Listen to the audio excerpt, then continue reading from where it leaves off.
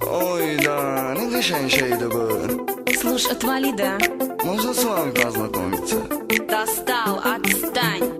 Ой-ой, красотка моя сестра, иди ко мне. Ой-ой, красотка моя сестра, иди ко мне.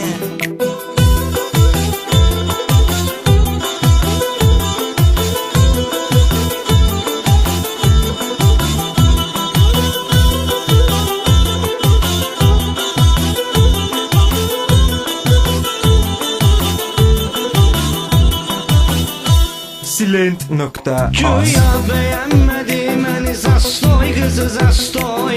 Mən ki şəhər uşağıyam, tərtəmiz qarinoy. Vallahi elə bir naz elədi yandıma qardeş. Oldum bu gözəlliyin qarşısında azarkeş. Sözsüz belə bir madmazelin qiyməti var 5. Oy oy krasotka moja serca, idi ко мне. Ой, ой, красотка моя сердца, иди ко мне.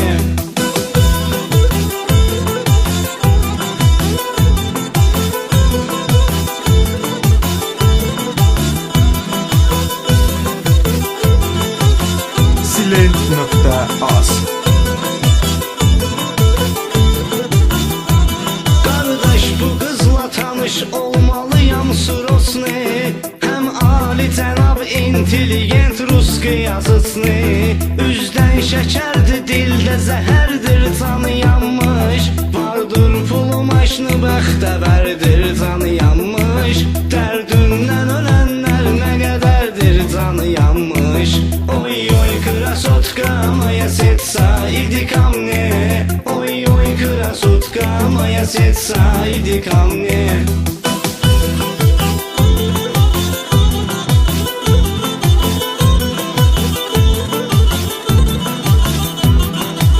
Silent.az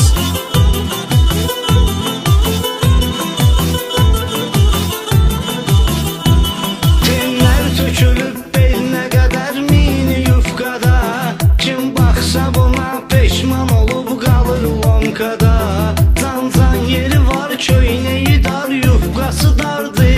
Çox gözə gəlimli şeydi, yaman cazibədardı.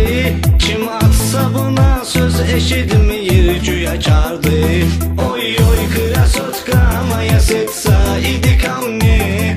Ой ой красотка моя сердца, иди ко мне.